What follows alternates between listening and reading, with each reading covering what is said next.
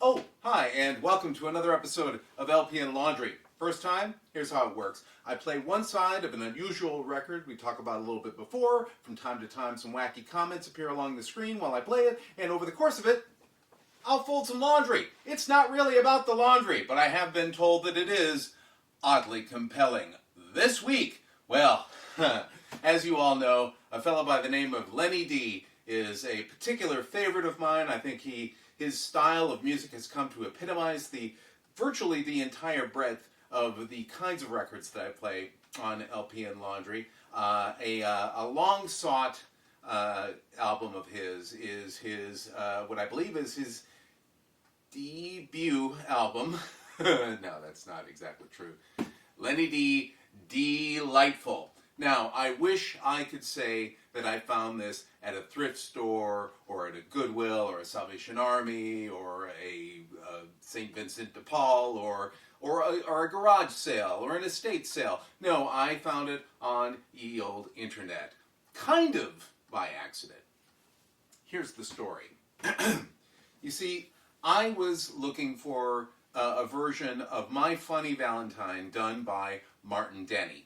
You cannot find it streaming. You cannot buy it streaming. You can't buy it from Apple. You can't get it from Spotify, Amazon Music. You can't get it. I just haven't been able to find it. You can get it overseas, apparently, but you just can't get it.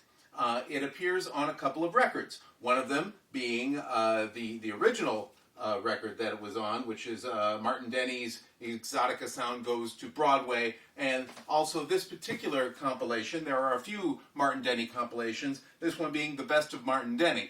This is an album that my old roommate and bosom pal, Chris Strouth, who really introduced me to this kind of music, had this particular album, and I found it because I was just so sick of not having this version of My Funny Valentine. It's probably around on YouTube. Check it out. It's insane in a great way. So I found it, and it was reasonable through Discogs, and then I wish I could remember the name of the vendor because it was actually pretty cool what they did. We'll talk about that in a second as well.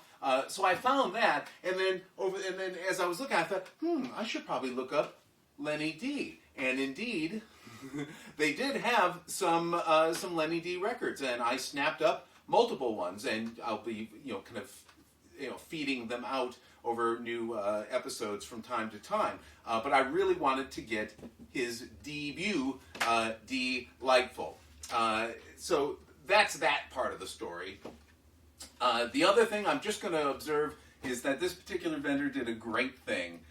Instead of using packing materials, they actually reused records that they happen to have that they weren't going to sell online, just excess records. And they basically said, hey, at worst case, you can give them away, or you can trash them, or you've got records. So now I have a copy of Beethoven's Symphony No. 1 and Symphony No. 8, and this is kind of a neat record, Dionne Warwick's Greatest Motion Picture Hits, which is kind of nifty, and it's one of those, it's right around 1969, and it actually says circa 1969, and it's one of those kind of gatefold covers, and inside there's all this beautiful stuff, and what I find amusing about it, it's a full page, kind of a shot of her, but if you happen to be just looking at it, oh, look, it's Dionne Warwick's crotch! I don't know that they really thought that through terribly well, but who knows? I'm wacky that way. On to Lenny Dee. So, this is, I believe, the debut album of our pal, Lenny Dee. As you may know, his first probably maybe 5 or more albums all had names that were puns or plays on his last name. Dee-Lightful, D Most is the one that I have, which might have been actually the last one, and that record was the one that introduced me to the wonderful sounds of Lenny Dee. And so here's this guy, he actually had a hit, puts out this album, but somebody may be wondering, what is this Lenny Dee? Who is this guy? What do they mean by hi-fi organ sounds with a beat? Well, as you know, persuasive essay. An instrument which has a long and noble history, the organ has had countless devotees. Moreover, performers have vied with each other to obtain new effects from it. Lenny Dee is one of those who have injected fresh verve and vitality into modern organ arrangements. He has unquestionably a style of his own, whether he is making the organ strum like a banjo, or pulse with the beating of tom-toms, or vibrate with the sensuous rhythms of an entire rumba band. He reveals the innate musician as well as the startling performer. He has not always been an organist. When he was 7 years old, he entertained friends by playing the banjo. Reared in Illinois and in Florida, he studied the piano accordion in his youth. The Navy claimed him for 3 years. He was on an aircraft carrier which had a route between the West Coast and Japan. After the war, he took advantage of the GI Bill to enroll at the Conservatory of Chicago, where he received his first lessons on the organ. It was not long before he landed a series of bookings at some of the most prominent hotels in the South. Encouraged by the response, he began featuring original ideas and novel rhythm arrangements with floor shows. He was heard on a weekly network, and during an engagement at Nashville's Plantation Club, he signed a contract with Decca Records, largely through the interest of Red Foley. Admirers of Lenny Dee claim that he can coax anything out of the organ. Using Duke Ellington's Caravan, wrote Johnny Jones in the Columbus Dispatch. Johnny Jones, real name, I'm sure. It probably was. Lenny Dee will start an imitation of Harry James, then bring in Harpo Marx and his harp, Bobby Haggart on the bass fiddle, Gene Krupa and his drums, and even Tommy Dorsey. These recordings reveal the versatility of a star performer, These recordings reveal the versatility of a star performer, the skill of a gifted arranger, and the taste of a true musician. Well, as you know, I wholeheartedly agree. I'm going to put these back and start the record. Oh, the first one will be Plantation Boogie, a Lenny Dee original. Also a hit single, which is, I think, why he wound up putting this record together. Maybe.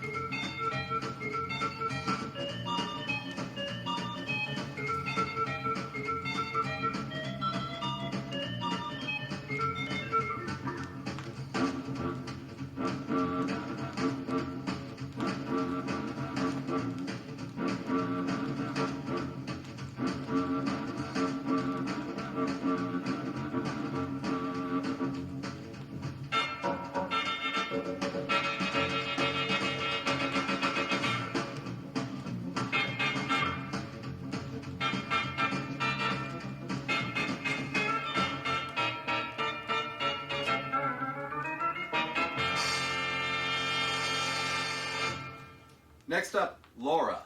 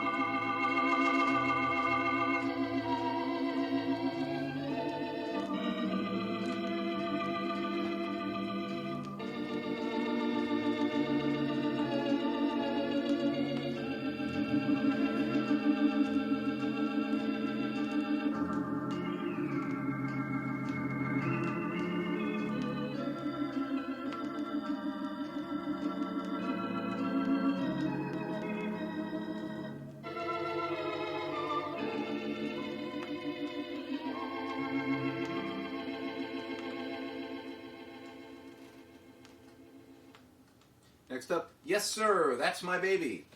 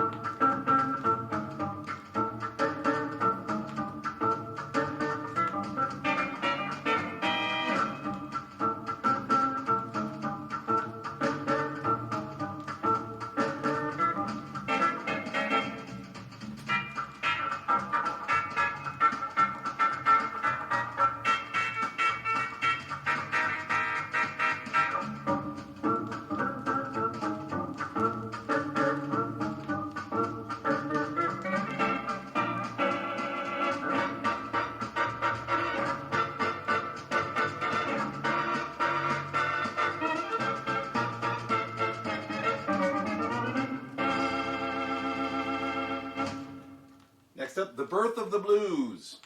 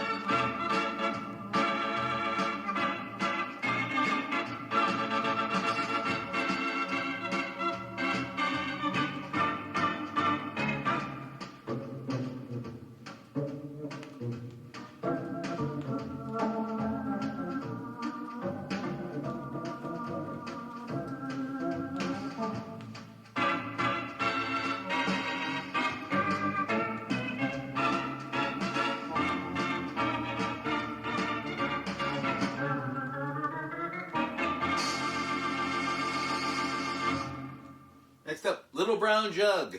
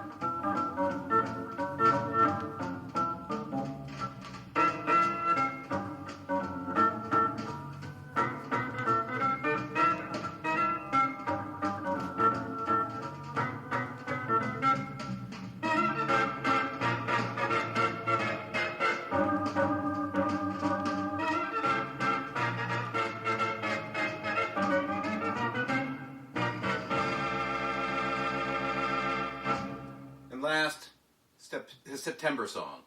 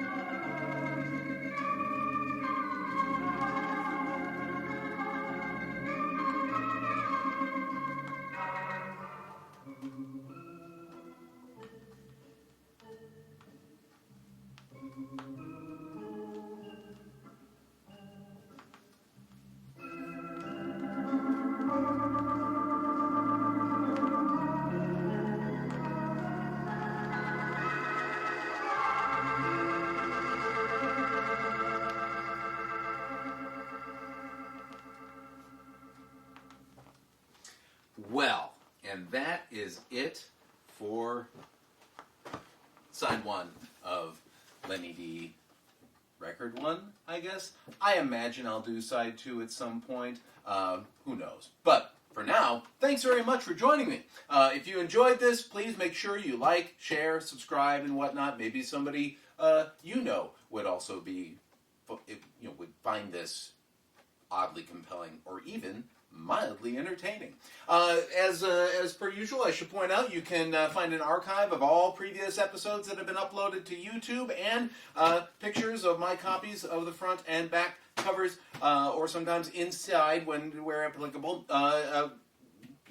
My copies of them, you go to mattfugate.blogspot.com. That's what I was trying to struggle out there with, mattfugate.blogspot.com. You can also connect with me on Facebook at facebook.com/lplaundry. No and or ampersand in there, just facebook.com/lplaundry. That's about it.